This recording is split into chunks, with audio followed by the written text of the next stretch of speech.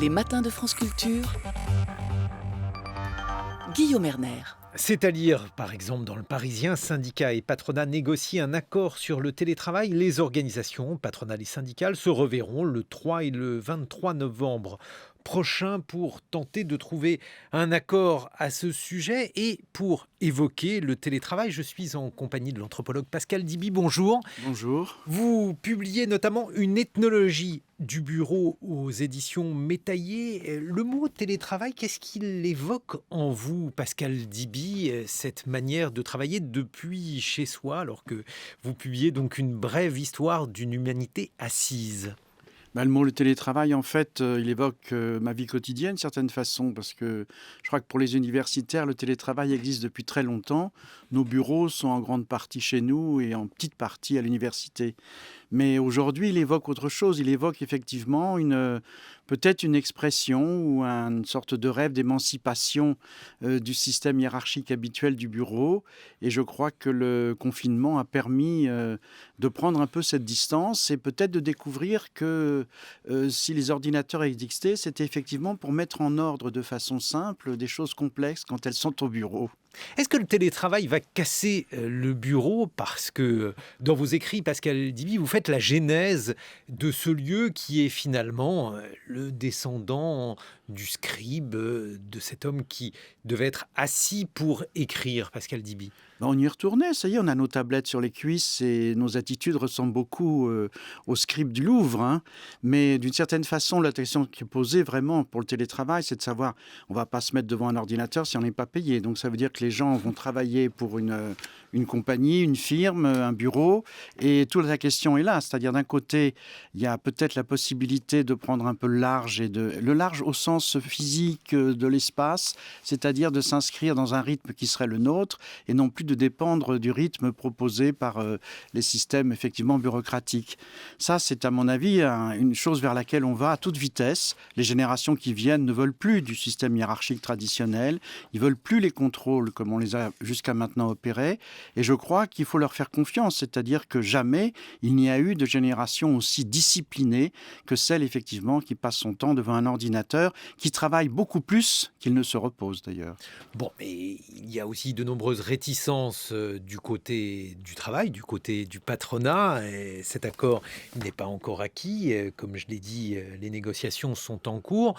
Parce que lorsque vous dites que le télétravail peut rimer avec l'émancipation, ça signifie aussi qu'aujourd'hui, le salarié a le devoir d'être présent, d'être en présentiel. Je ne sais pas d'ailleurs ce que ce terme évoque en vous. Apparemment, il vous fait surtout hausser les épaules. Qu'est-ce qui signifie pour vous ce terme ? Et l'idée finalement qu'on a le droit de disposer, pas complètement de votre corps, mais en tout cas de vous obliger à être là. Oui, mais ça, c'est une vision, je dirais, archaïque du travail, parce que je crois que les choses sont en train de changer, et le monde anglo-saxon a déjà glissé dans une autre utilisation du bureau, si je puis dire, le bureau sur ordinateur, et pour eux, ça paraît logique que quand quelqu'un se met au télétravail, qu'on lui fournisse un fauteuil ergonomique, un ordinateur qui correspond, éventuellement une table, etc. En France, il y a toujours quand même cette espèce de défiance à l'égard du travailleur. On veut absolument pouvoir le contrôler avant même qu'il ait commencé à travailler. Et toutes les recherches qui sont faites du côté, je dirais, des entrepreneurs au sens large du terme, c'est effectivement de trouver le moyen de contrôler, de savoir si les gens sont bien derrière leur tableau et s'ils travaillent en ce moment. C'est absurde. Si ils ont envie de s'arrêter, ils s'arrêtent 2 secondes, ils reprendront, ils travailleront plus tard. Donc, ce que je suis en train de raconter, c'est lié tout à fait à l'histoire du bureau. C'est-à-dire qu'il faut se rendre compte que ce qui est en train de se produire, c'est un glissement, effectivement, je dirais, quotidien, enfin dans le quotidien. Il faut se rendre compte qu'à l'époque de la Révolution française, lorsqu'on a eu besoin de plus de bureaucrates, d'une certaine façon, pour noter les choses qui est arrivées, eh bien, tout le monde se plaignait que les bureaucrates étaient en train de désœuvrer Paris. C'est-à-dire que jusque-là, on prenait son repas le matin, on le prenait à 10h, on dînait à 9h, et avec les heures de bureau, on a commencé à manger vers 10h du matin, 9-10h, de façon à ce que le bureaucrate puisse aller au bureau le ventre plein et en sortir vers 5 heures. On a commencé à dîner vers 5 heures. Alors c'était la journée de 10 heures à 5 Oui, heures? c'était une journée continue. Mais ce qui est intéressant, c'est désormais au sens où on est en train de changer le rythme. Et travailler, c'est aussi inscrit dans un rythme. Donc ce qui est en train de se produire, c'est que les gens disent mais moi je veux bien travailler, mais à mon propre rythme. Je fournirai la même chose, mais sans doute dans des temps et dans des postures aussi différentes. Donc mon dernier chapitre s'appelle On s'allonge enfin, mais ça fait longtemps que nos enfants se sont allongés pour travailler, faire leurs études. Ils n'ont pas attendu qu'on démantèle notre bureau pour s'y mettre autrement. Ça vient d'où le mot bureau, Pascal Diby? Bon, il y a 10 000 étymologies, mais enfin la plus semblable, c'est que c'est lié à la bure, c'est-à-dire que c'était une table effectivement sur laquelle on mettait un tissu épais pour pouvoir y compter l'argent, de façon à ce qu'elle ne sonne pas, que ça ne soit pas entendu. Et puis c'était aussi pour protéger des incunables, c'est-à-dire des beaux ouvrages qu'on posait sur le bureau et qu'on ne voulait pas abîmer. Et puis petit à petit, la bure a disparu, il est resté le bureau nu, si je puis dire, qui a été la table de travail, qui s'est différenciée effectivement de la table à manger. Et petit à petit, elle a pris son autonomie. Mais ce qui est très intéressant, c'est que le bureau a toujours été incliné comme un lutrin, jusque dans les années tout à fait récentes, des années 60, où pour la première fois, on a mis en place un bureau à tableau plat. Donc, c'est intéressant. Je ne parle pas des bureaux des années 1900, etc.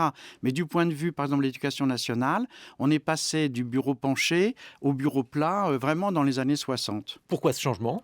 Parce qu'on a pensé qu'il était temps un petit peu, là aussi, de désenclaver l'élève. Jusque-là, il était inscrit dans un pupitre où on l'avait dressé de façon à ce qu'il puisse retrouver la discipline républicaine. Il semble qu'on en parle beaucoup en ce moment, d'ailleurs. Et qu'il fallait qu'il sache se tenir à carreau, d'une certaine façon, derrière son pupitre dans lequel il était vraiment enchâssé. Est-ce que c'était bien quand c'était penché, on pouvait se cacher derrière? Oui, on pouvait faire sonner aussi sa table, on pouvait faire beaucoup de choses. Quand on a de l'imagination, on peut s'en tirer. Mais je sais que dans les années 60, quand on est passé aux chaises tubulaires, qui n'étaient plus solidaires avec la table, eh bien, ça a été une liberté nouvelle qui a été acquise notamment pour le corps. Et donc, l'évolution de ce bureau, la représentation du bureau, parce que il y a quelques pièces de mobilier célèbres dans ce domaine. Il y a par exemple le bureau de Louis XV, Pascal Diby.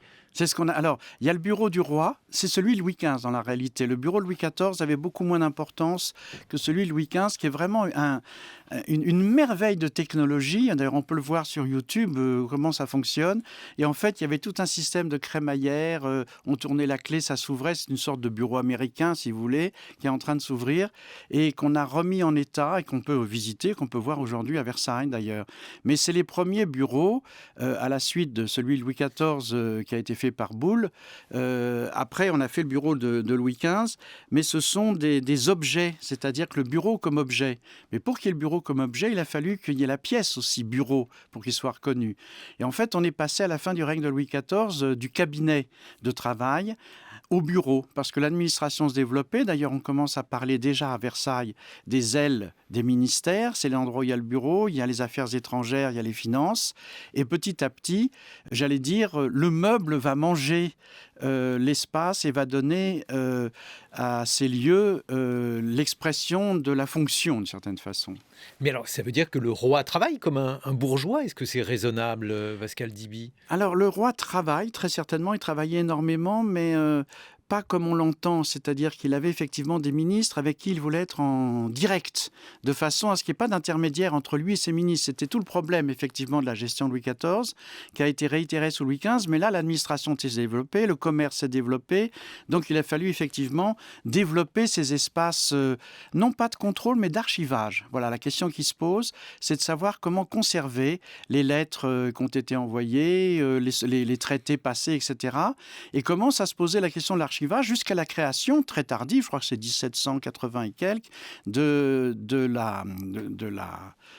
des archives nationales, où là, on va conserver un maximum de choses. Mais le bureau, c'est effectivement un lieu de conservation, un lieu de mémoire, un lieu de gestion, mais la gestion passe effectivement par la conservation des contrats passés. Et alors, d'où vient l'expression d'être assis derrière son bureau? Parce que, avec l'apparition du télétravail pendant le confinement, on a vu que finalement, on n'avait pas la bonne posture, qu'on avait mal au dos. On dit d'ailleurs mal de dos, mal du siècle, Pascal Diby. Bref, tout ça, c'est lié à cette étrange posture qui n'était probablement pas prévue dans l'évolution. On se retrouve donc assis derrière un bureau.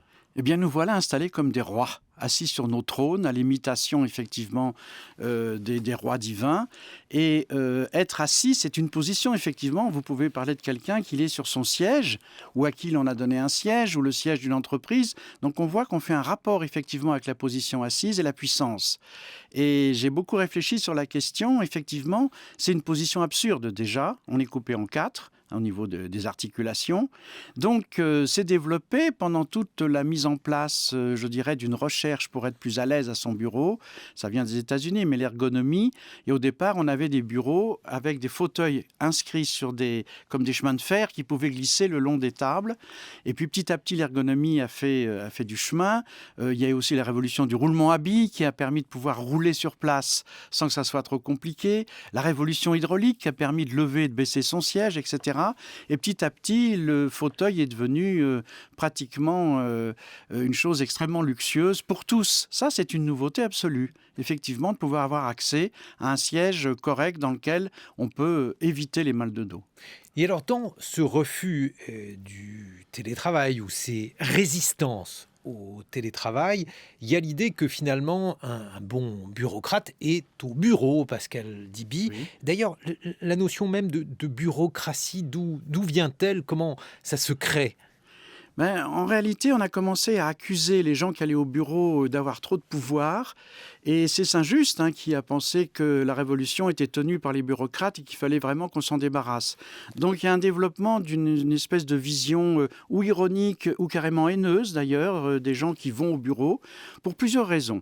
La première raison, c'est qu'ils ont des avantages. C'est-à-dire qu'ils vont être payés régulièrement et non pas avec des assignats mais avec de l'argent sonnante et trébuchante. Donc ils vont pouvoir avoir une vie correcte, etc. La deuxième raison, c'est qu'ils ont un pouvoir réel parce qu'ils sont tenus au secret. On parle de secrétaire, mais d'une certaine façon, faire partie d'un bureau, c'est faire partie du savoir de ce bureau, ne pas le diffuser. Et d'une certaine façon, c'est là aussi appartenir à une espèce d'univers quasiment indescriptible. Si l'on prend par exemple le passage de l'industrie au tertiaire, eh bien l'industrie, on produisait dans une usine, vous produisez du fer, des objets, des machins, etc. Vous voilà au bureau et on vous dit que vous allez produire. Mais qu'est-ce que vous produisez? Rien. Vous produisiez des écrits, bien entendu, mais pas une chose factuelle, pas une chose remarquable. Et en fait, ce qui va se produire, ça va être toute la question, et c'est ça qui me paraît le plus intéressant dans notre aventure, c'est comment est-ce qu'on va domestiquer les bureaucrates, comment on va les pousser à obéir à une entité absolument indéfinissable qui s'appelle l'État, où il n'y a plus la figure du roi. C'est-à-dire qu'on n'est plus face à quelqu'un de physique, mais on est face à une entité absolue. Et ça a été tellement compliqué, cette histoire-là, qu'au moment de la Terreur, en 1791, ils ont même publié, ça n'a pas été une loi, mais ça a été une proposition, que toute personne qui n'obéirait pas à l'État serait coupable de guillotine. Donc on voit que ça a été très très loin, mais comme on a été très loin dans tout, de la même façon, l'idée aussi du passage du vouvoiement au tutoiement, c'est sur la Révolution française là aussi, où toute personne qui n'utilisait pas le tutoiement pouvait être aussi passible de mort. Et on est passé du vous au tu, et alors il y a des textes mémorables effectivement pour montrer comment la hiérarchie va en prendre un sacré coup quand on se met à tutoyer son chef supérieur. Eh bien le chef tutoie lui-même son chef supérieur, qui lui-même tutoie celui d'au-dessus, et à la fin, est-ce qu'on tutoie l'État? Toute la question est là. Lorsqu'il est question de télétravail, on a aussi l'impression que l'un des enjeux, c'est d'en finir avec la bureaucratie. Alors, la bureaucratie, le terme est très connoté. On parlait par exemple de bureaucratie soviétique, Pascal Diby. Oui, alors là, mais ça a été, je dirais, presque comment est-ce que je pourrais dire, un principe. C'est-à-dire qu'on pensait que c'est par la bureaucratie qu'on allait supprimer les classes sociales et que la bureaucratie devait être poussée jusqu'au bout de sa logique, et que notamment il était assez logique que toute personne n'obéissant pas ou trahissant un secret de bureau soit envoyée au goulag ou ailleurs. Et il y a un texte absolument formidable d'un Italien, Gozzi, qui parle effectivement de cette bureaucratie jusqu'au boutiste, qui a d'ailleurs deux aventures soviétiques d'un côté, qu'on tenait, et puis j'ai traité aussi la question du bureau comme puissance absolue, c'est-à-dire le bureau de la mort. il faut se rendre compte que toutes les déportations, tout ce qui s'est produit pendant la guerre, ça a été ça a été un des moyens avec le commissariat à la question juive, qui était en fait un bureau, un secrétariat d'État. Et là, on faisait rentrer des gens dans une pièce et en réalité, toute l'organisation du bureau, c'était pour les faire disparaître. Et c'était absolument normal pour un fonctionnaire d'obéir effectivement à sa fonction, justement sans état d'âme. Et toute la question revient, c'est-à-dire jusqu'à quel point est-ce qu'on est détenteur d'une autorité suprême lorsqu'on est un fonctionnaire ou lorsqu'on est un membre de certains bureaux. Alors aujourd'hui, avec la pandémie, Pascal Diby, l'une des questions, c'est de savoir si on va faire disparaître le bureau. Mais alors, le bureau, c'est toujours le lieu où l'on va. Qu'est-ce qu'il advient de ce bureau si l'on n'y va plus ? Je ne pense pas qu'ils vont disparaître complètement. Je pense qu'il va rester des bureaux et qu'en fait, il va se produire une sorte d'arrangement. Et ce qui est en train de se passer aujourd'hui, c'est-à-dire être en télétravail 1 ou 2 fois dans la semaine et le reste du temps aller au bureau pour avoir les échanges, pour avoir beaucoup de choses.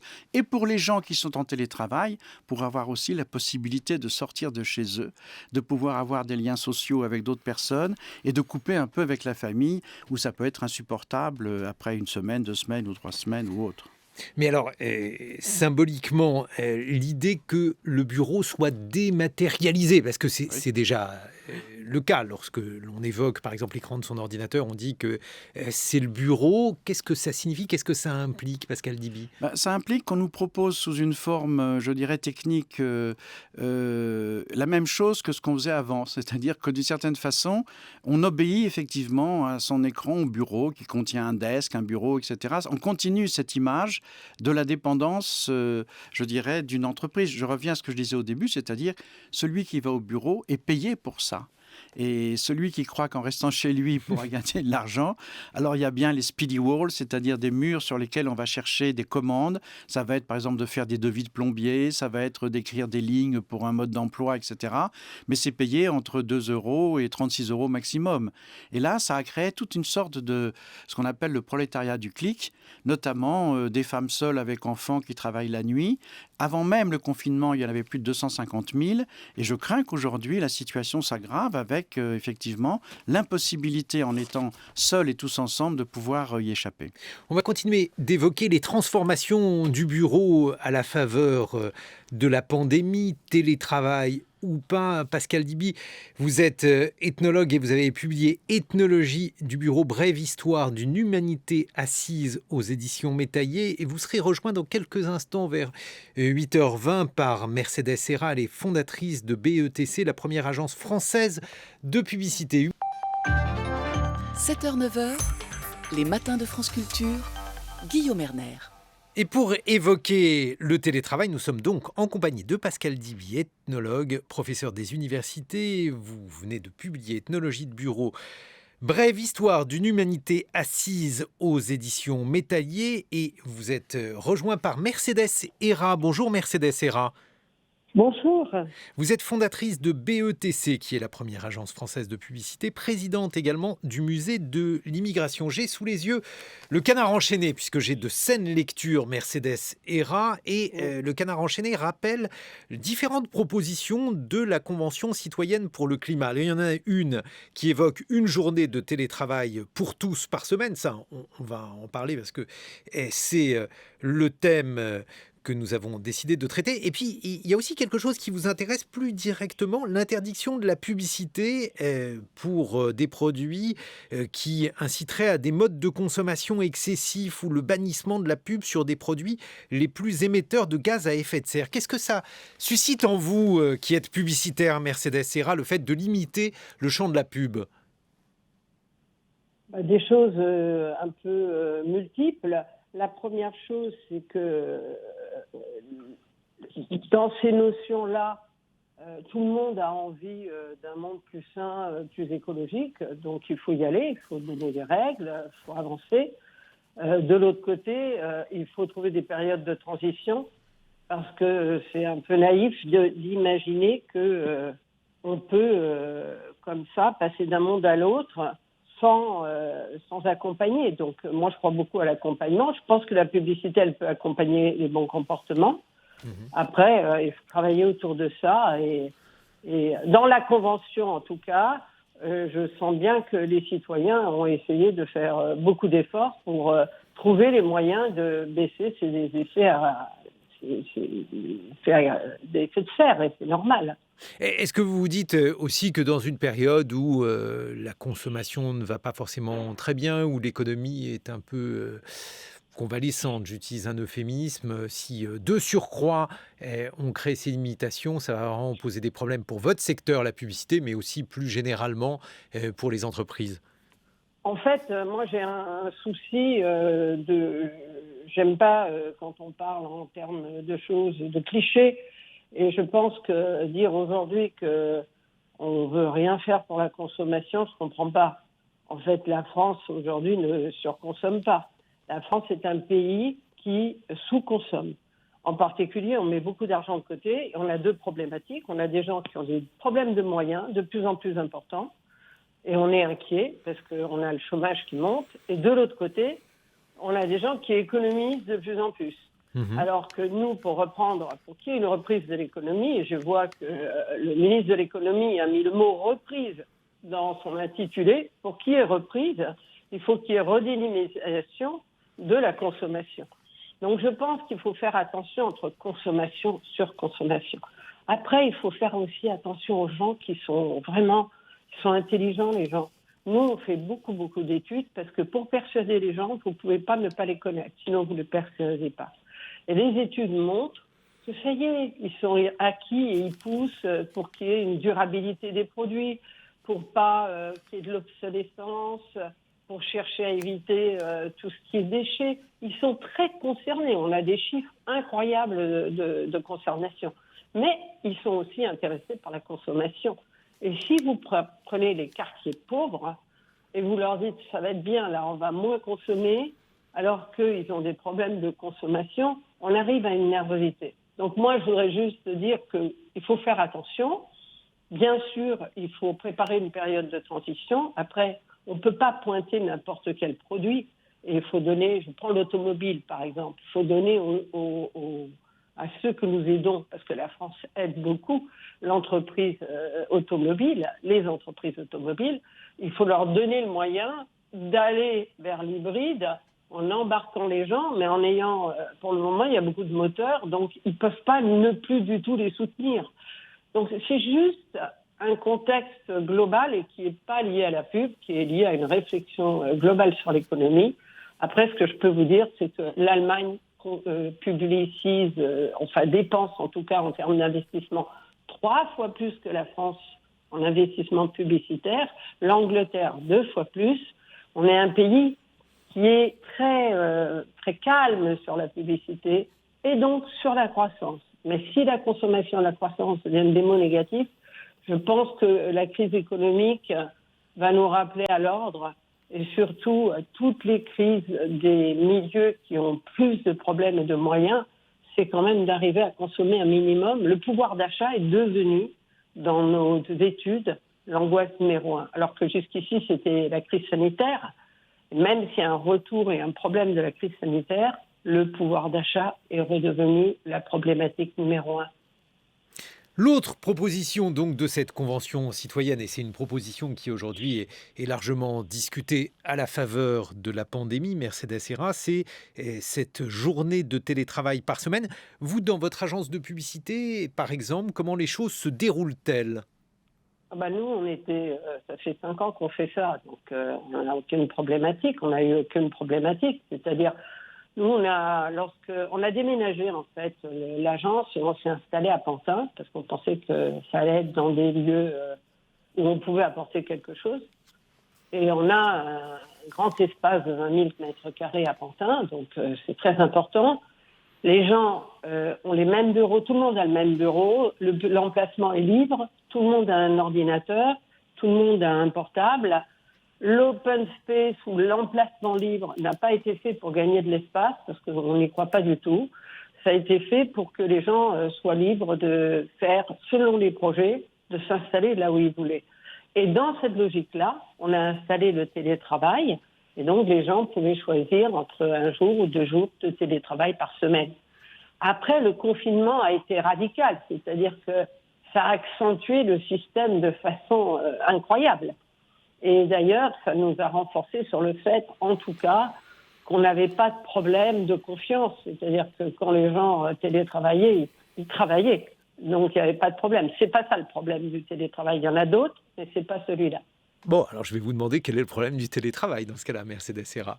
Eh ben, on est en train de chercher, et on a fait, nous, une étude, on ne veut pas se tromper, quoi. On a l'impression que beaucoup de chefs d'entreprise se sont mis à se dire qu'il y aurait moins, ça ferait des économies immobilières et qu'on allait envoyer tout le monde chez eux, comme ça c'était assez pratique.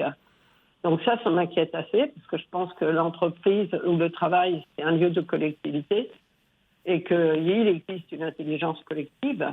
Et donc, nous, notre problème, c'était de trouver le bon équilibre. Pour ça, on a fait des études très précises pour savoir comment les gens avaient vécu leur confinement. Honnêtement, pas tous bien. Il y a des gens qui voulaient retourner à l'agence. Il y a en particulier les jeunes. Les jeunes ont du mal à s'insérer dans cette structure de télétravail parce que finalement, ils ne s'insèrent pas dans l'entreprise. Ne parlons pas des stages et de tous ces jeunes pour qui c'est très important. On va de plus en plus vers l'alternance, etc. Et malheureusement, le télétravail n'aide pas. Les femmes, très nerveuses autour du télétravail, parce qu'elles finissaient par globalement tout faire à la maison. Donc finalement, ça n'aide pas. Je crois que même quand il n'y a pas les enfants, parfois ça n'aide pas. Donc on a vu des populations affectées. Et on a cherché quel était le meilleur équilibre. Pour le moment, les gens disent qu'il faut au moins, dans notre structure, ils disent qu'il faut au moins 3 jours pour se retrouver. Mais c'est complexe parce qu'il faudrait qu'on se retrouve ensemble. Et donc, tout le monde ne choisisse pas de partir le vendredi. Faut voir comment est-ce qu'on équilibre tout ça, parce qu'il faut pouvoir créer cette culture collective. Une entreprise, c'est pas que des mètres carrés, c'est pas tout ça. C'est pas que de l'efficacité. Vous savez, on a fait des études, il y a des études qui sont sorties qui ont montré que des gens qui avaient fait des expériences de télétravail, on voyait au début la productivité monter. Vous êtes tout seul, concentré, c'est pas mal. Même les teams, quand tout le monde est en team, c'est pas mal. Il y a une concentration. Mais au bout d'un an, ces gens-là, ils étaient un peu coupés de l'entreprise. Et d'ailleurs, ceux qui étaient promus n'étaient pas ceux qui étaient travaillés. Donc, il y a quand même des difficultés. Si on devient un freelance, ça se complique. Pascal Diby, qu'est-ce que vous en pensez ? Je pense que les entreprises ont mis tellement de temps à exister et à se faire reconnaître qu'elles ont du mal à lâcher effectivement leurs travailleurs, leurs employés, parce que c'était aussi une image de marque d'avoir un endroit, d'avoir un bureau, d'avoir une adresse. Et on l'a vu avec la montée des gratte-ciel, où ça a été en fait des façons de marquer la ville pour la puissance du bureau auquel vous apparteniez, etc. Et aujourd'hui, la question est un petit peu différente. Moi, je poserais une question en me demandant si on ne peut pas mettre le week-end au milieu de la semaine, par exemple. C'est-à-dire que ce qu'on est en train de reposer, c'est la question de l'hebdomadaire. De certaine façon, est-ce qu'on doit ne pas travailler le samedi et le dimanche ? Il y a eu des luttes bien connues pour qu'on essaye d'avoir effectivement un peu de temps libre. Mais maintenant, je pense que la question de la vacuité se pose beaucoup moins, celle des vacances aussi, parce qu'on est vraiment dans l'idée du travail constant. Et c'est lié aussi à un désir, je crois, des générations qui viennent, d'être plus polygame dans ses appartenances, je dirais, de travail, et de travailler pour l'un, de travailler pour l'autre, peut-être avec une base dans une assurance où là, vous avez un salaire qui assure la base, mais pour le reste, être plus dans la jouissance par rapport au travail. Et la question qui est posée avec le télétravail, c'est qu'effectivement, il faut aussi qu'on puisse sortir de chez soi. Et c'est là où il y a quelque chose qui va être en train de se défaire, parce que j'attends la suite d'une certaine façon.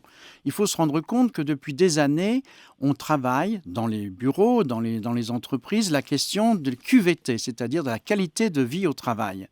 Alors, si la qualité de vie au travail, c'est de finir avec un ordinateur dans sa cuisine avec un enfant sur les genoux, c'est une vraie question qui s'est posée pendant le confinement. Donc, ça veut dire qu'on a besoin d'espace un petit peu pour exulter, mais au bon sens du terme, c'est-à-dire pour sortir de soi, sortir de chez soi. Et je pense autant pour les femmes que pour les hommes.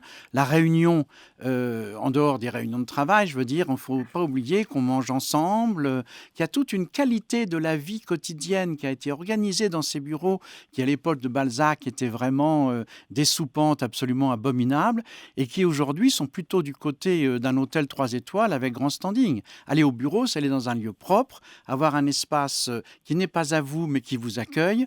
Et la relation au travail qui était en train de se développer était plus de l'ordre, je dirais, de la reconnaissance de l'humain dans son ensemble que dans sa négation. Or, ce qui risque de se produire, c'est que celui qui sera tout seul dans son coin à télétravailler, je ne sais pas la suite, mais là, les syndicats auront du mal à suivre. Mercedes Serra, justement, lorsqu'il est question d'organiser la vie au travail, parce que tout ne peut pas être télétravaillé, semble-t-il, notamment les relations, tout ce qui relève de ces échanges informels et qui participent malgré tout. Une entreprise, c'est une culture quand même. C'est des valeurs partagées, c'est des combats qu'on fait ensemble, c'est des recherches de créativité où c'est un peu magique. Hein. Vous faites une réunion, il se passe quelque chose, ça peut être le jeune, le moins jeune qui intervient. Donc tout ça, moi je pense que ça a du sens. Et comme les gens sont chercheurs de sens, c'est pas la même chose que d'être freelance. Il y a des gens qui préfèrent dans leur vie être freelance, mais il y en a peu. Et par exemple, nos créatifs, pendant le confinement, ils ont vécu ça comme des freelances. Et ils n'allaient pas bien. Hein, ils n'allaient pas bien. Ils n'avaient pas cet entourage de l'entreprise. Donc moi, je pense d'ailleurs que dans la vie, on a des choix. Mais globalement, il y a beaucoup de gens qui choisissent l'entreprise. Après, l'entreprise, pour nous, c'est une entreprise, c'est une plateforme de créativité, qu'elle soit stratégique ou de mots, de graphisme ou tout ça. Et donc, quand on a installé Pantin, on a fait en sorte qu'ils aient envie de venir. Donc, ils ont une cantine comme ils font jamais chez eux, parce que tout est bio, tout est local, et tout ce qu'on veut. Ils voient la bouffe se faire, c'est comme à la maison, c'est bien. Ils ont un gymnase, ils ont un jardin, ils ont des potagers. Donc, ça leur a manqué. Vous voyez, on a aussi... je pense que les entreprises ont modifié, et particulièrement chez les jeunes. Nous, ce sont les jeunes qui ont demandé le plus vite à revenir, qui étaient fâchés quand on leur disait que c'était pas ouvert, quoi. Oui, il fallait rester chez eux pendant le confinement. Que c'est un peu un bout de leur grande maison et c'est important. Et leur chez eux est sûrement moins confortable que certains chez eux. Et donc, ils ont envie d'être là. Mais je pense que plus fondamentalement, qu'est-ce qui va se passer ? En fait, le travail, c'est quelque chose qui crée un sens dans la vie, pour moi. Hein. C'est-à-dire, je vois très bien que, bien sûr, on a la famille, mais le travail, les gens qui sont au chômage, ils vous disent que, en gros, les vacances, ça n'existe pas. Quand on est au chômage, les vacances, ça n'existe pas. Donc, le travail, c'est quelque chose de fondamental et qui doit pouvoir apporter à un moment donné du sens. C'est pas toujours le cas, mais pour beaucoup de gens, ça compte. Et si vous déstructurez trop, c'est difficile. Oui, il y a une perte de sens. Pascal Diby aimerait réagir. Je pense qu'on est en pleine rupture. C'est-à-dire qu'on est en pleine rupture de ce qu'était le bureau, de ce qu'il représentait, de ce qu'il avait produit aussi. Et qu'aujourd'hui, on a longtemps essayé jusqu'au confinement de nous faire venir le matin au bureau en sifflotant. C'est le fameux développement de l'épicratie, c'est-à-dire du pouvoir joyeux. Et on vous invitait à venir goûter le bonheur au bureau plutôt que de rester chez vous en étant à moitié heureux. Et ce qui est en train de se produire, je reviens là-dessus parce que c'est fondamental, c'est central. Il y a eu tellement de travaux, tellement de développements à partir du bureau qui se sont produits, que ce soit l'éclairage, le passage de la bougie, j'allais dire, aux éclairages adaptés, le passage par l'électricité, le gaz, l'invention de la mèche, c'est-à-dire que là, c'est une vraie question. C'est la question aussi extraordinaire pour les bureaux, c'est-à-dire qu'on va être capable de créer un climat propice au bureau, notamment avec le nombre de degrés qu'on vous propose. Vous pouvez arriver en chemise, même s'il neige dehors ou s'il y a une canicule. Donc, il y a quelque chose qui s'est produit qui a après eu des répercussions sur l'ensemble de notre société. Et quand Madame disait que c'était une culture au sens plein, bien sûr, c'est une culture au sens plein, un bureau, que c'est un espace dans lequel on fait société d'une certaine façon. Et il ne faut pas oublier que ça peut aller beaucoup plus loin qu'on ne le croit. Il y a aussi les couples de bureau. Ce n'est pas au sens sexuel du terme, c'est celui qui retrouve le matin son collaborateur ou sa collaboratrice et ça marche bien. De 9h du matin à 5h du soir, on se dit au revoir et on retourne à la vie de famille.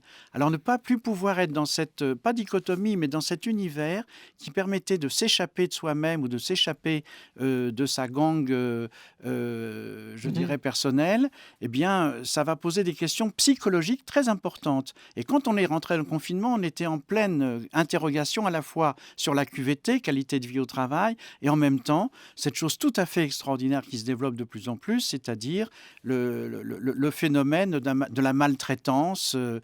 Comment est-ce qu'on peut être maltraité dans des espaces qui sont le plus adaptés à nous, malgré les promesses de bonheur? Eh bien, finalement, le bureau continuait à contraindre les gens. Et là, il faudrait revenir effectivement sur toute l'histoire de la discipline. Mercedes Serra, et il faut aussi pouvoir télétravailler, c'est-à-dire avoir la possibilité de le faire avec une pièce à soi, avec peut-être le matériel adapté. Là-dessus, qu'est-ce qui est fait? Par exemple, chez vous, autrement dit, dans votre agence de publicité BETC. On refait pas les appartements des gens, hein.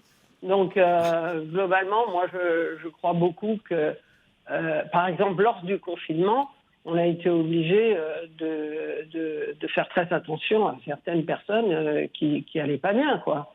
Donc, c'était un problème, quoi. Qu'ils puissent pas retourner au bureau, pour eux, c'était un problème.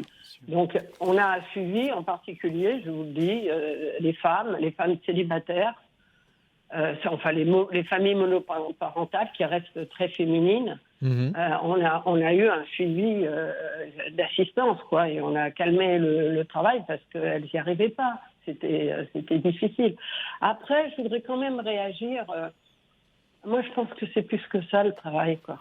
On peut travailler n'importe où, hein. Vous pouvez être agriculteur, vous pouvez aller dans un bureau, vous pouvez... mais dans votre vie, le travail, il est quand même un élément de structure. Et je pense que chez les jeunes aussi. Et d'ailleurs, quand ils créent des startups, ils travaillent comme des dingues. Ouais. Ils travaillent comme des fous à vouloir gagner de l'argent. Parce qu'on pense que les jeunes, c'est que le sens. Ils vous parlent tout de suite d'argent. Donc c'est le sens et l'argent, en même temps. Donc c'est le en même temps qui va être important, là. Donc moi, je crois fondamentalement, d'abord, je pense que, vous voyez, se sont développées des réflexions autour des missions des entreprises, etc. Je pense que c'est pas une blague. Moi, par exemple, je fais de la publicité, je respecte mon métier, sinon je ferai autre chose. Et j'essaie de la faire de la plus grande qualité et d'expliquer à mes équipes qu'on va faire du travail de qualité. Et nous, ce qu'on fait du travail de qualité, travail qui respecte le public à la fin. On y croit, ils ont cette fierté-là, on les change. Je pense que chaque métier produit. Vous êtes sur France Culture, vous produisez des émissions que vous voulez de qualité, mais vous produisez ensemble des émissions. Donc je pense qu'il y a un enjeu quand même à des définitions et à des fiertés de métier. C'est des choses extrêmement importantes. Ça se fait un peu moins facilement que ça ne s'était fait hier, parce que les gens sont plus exigeants. Donc ils demandent à l'entreprise du sens, que ça le raconte, que ça tienne compte de tout ça, donc que ça s'engage. Donc c'est des choses qui sont très importantes. Moi, je pense qu'on cherche quelles sont les nouvelles structures de travail. Moi, je crois plus à des structures un peu moins hiérarchiques, beaucoup plus individuelles. C'est pour ça que d'ailleurs, dans notre lieu, vous n'avez pas de place, vous rentrez, vous sortez comme vous voulez, parce que c'est pas ça qui fait la qualité du travail des gens qui nous entourent. On n'a pas besoin de les surveiller pour savoir la qualité du travail qui arrive. Pascal Diby, et il y a aussi une autre question qui est posée avec le télétravail et qui rejoint un certain nombre de sujets sur lesquels vous avez réfléchi, qui est le fait de pouvoir travailler hors de la ville, par exemple dans le village, vous qui avez notamment beaucoup travaillé sur l'évolution des villages en général, villages bourguignons aussi, qu'est-ce que vous en pensez ?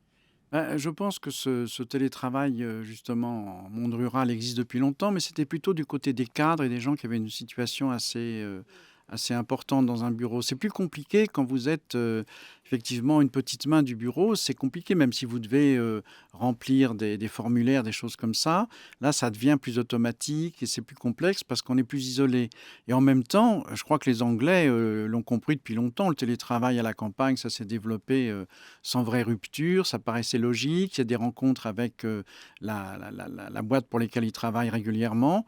Donc, moi, ça me paraît une chose tout à fait possible et même probable. C'est-à-dire, ce qui va se produire, c'est que, elle a raison, on travaille de plus en plus, mais je pense que tout est dans un rapport de confiance à l'autre. Si vous faites confiance à quelqu'un, il travaille quand il faut. En tout cas, il rend la chose quand il le doit. Mais dites par exemple, dans votre village de Bourgogne, Internet, ça marche bien ? Non. On n'est absolument pas desservi, on est tout le temps, on mouline du matin au soir. J'arrive pas à faire des vidéoconférences. C'est-à-dire qu'on a complètement oublié, effectivement, de développer la toile sur l'ensemble du territoire, Bon, malgré ça, les c'est quand grandes même promesses. un obstacle pour le C'est un obstacle télétravail. total dont personne n'a conscience, mais qui, dans la réalité actuelle, justement, quand on est en confinement pendant 3 mois, ben, vous sentez, moi, j'avais jamais fait attention à ça parce que j'étais pas pressé, mais en travaillant, vous avez des rendez-vous, vous avez des choses à faire rapides, et je dois vous avouer que ça fait plusieurs conseils scientifiques ou autres que je rate, plusieurs soutenances de maîtrise que je ne peux pas faire, enfin de master que je ne peux pas faire. Tout ça parce que moi, je suis obligé de passer au présentiel, c'est le nouveau terme à la mode, c'est-à-dire que je me rends au bureau pour interviewer un étudiant, alors qu'avant, on pouvait le faire sans difficulté par Internet. Et oui, c'est le modèle Amish sur la 5G, C'est c'est-à-dire ça, que vous n'arrivez pas effectivement Ouais. à avoir la qualité d'Internet Non. requise. Donc ça veut dire que l'évolution donc du travail, de ce travail-là, il est aujourd'hui rendu extrêmement... Alors c'est très intéressant parce qu'on s'est toujours rendu compte que le travail était lié aussi à un développement mécanique. Quand on est passé de la machine à écrire, toutes les machines se sont mises en route. Machine à composter, machine à couper, machine à ouvrir le courrier, machine à parler. Donc il y a eu tout un développement technique qui s'est produit. Et là on dirait qu'il y a comme une panne. C'est-à-dire qu'effectivement on passe au télétravail, mais nos ordinateurs sont finalement extrêmement limités par la distribution qui nous est faite effectivement des tuyaux qui nous permettent de rentrer en contact. En fait on est en plein embouteillage de travail. Un mot de conclusion, Mercedes Héra, est-ce que cette pandémie, elle va faire changer les choses durablement? Est-ce qu'on est dans une période intercalaire où on recompose les choses, mais peut-être qu'on reviendra au statu quo ante après, parce que ce virus va bien finir par nous laisser tranquilles un jour? Non, je pense que ça nous permet d'avancer. Après, je pense qu'on va retourner quand même, il y a des fondamentaux. Donc, il y a des fondamentaux de l'entreprise. J'entendais monsieur et en fait, moi, je pense que c'est les cadres qui ont le plus de facilité, évidemment, pour aller à la campagne. Et c'est eux qui devront aller le moins à la campagne. Pourquoi? Parce que globalement, ils ont un rôle en général d'encadrement et que c'est pas comme ça qu'on l'encadre, quoi. Il y a un moment où l'inégalité va être un petit peu insupportable. Vous ne pourrez pas dire à vos équipes « Ah oui, moi ça va très bien, je suis partie à la campagne ». C'est un peu ce qui s'est passé au moment du confinement. On a vu une rupture et ça, je pense que c'est difficile. Il y a des travaux un peu mécaniques que vous pouvez faire facilement le jour où, et monsieur a raison, on veut bien considérer que le problème numérique est réglé, parce qu'il n'est pas réglé. Mais ce jour-là, vous pouvez faire des travaux de comptabilité, matériel, etc. Un tout petit peu à la campagne, c'est pas grave. Mais tout ce qui est travaux d'encadrement, de liens, ça va être très difficile. Et il y a beaucoup de logique de liens dans une entreprise. Vous voyez, moi, j'ai eu un avantage avec le télétravail. C'est que normalement, moi, on me met malheureusement dans une voiture et j'ai l'impression de passer le temps dans ma voiture à aller rejoindre les clients dans tout Paris, quoi. Donc j'ai l'impression de passer la moitié de mon temps dans une voiture à rejoindre les lieux où je dois avoir des réunions. Quand il y a eu le confinement, ça a été formidable pour moi. Je bougeais plus, j'avais l'impression de voir tout le temps mes équipes. C'était génial. Ils me disaient « Ah, mais tu es vraiment là ». Donc, ça a été à l'envers. Donc, voilà, en fait, ça vous a permis d'être en présentiel. En présentiel, en étant en distance, quoi. C'est-à-dire qu'on m'a dit, tu n'as jamais autant été là. Et ça m'a touchée parce que je me suis dit, tiens, je passe mes journées à aller voir des clients, donc à travailler pour mon agence. Ils s'en aperçoivent pas parce que je suis pas avec eux. Et ben donc, voilà, ça a changé. Il y a quand même une importance du être avec. Merci beaucoup. Être avec, ça reste fondamental. Merci beaucoup, Mercedes Héra. Bon anniversaire, je crois que c'est votre anniversaire aujourd'hui. Oui, j'ai du mal à empêcher les gens d'appeler, donc j'appuie là obstinément parce que, en effet, voilà, on vous souhaite tous bon anniversaire. Merci d'avoir été avec nous ce matin. Pascal Diby, Ethnologie du bureau, brève histoire d'une humanité assise aux éditions Métallier.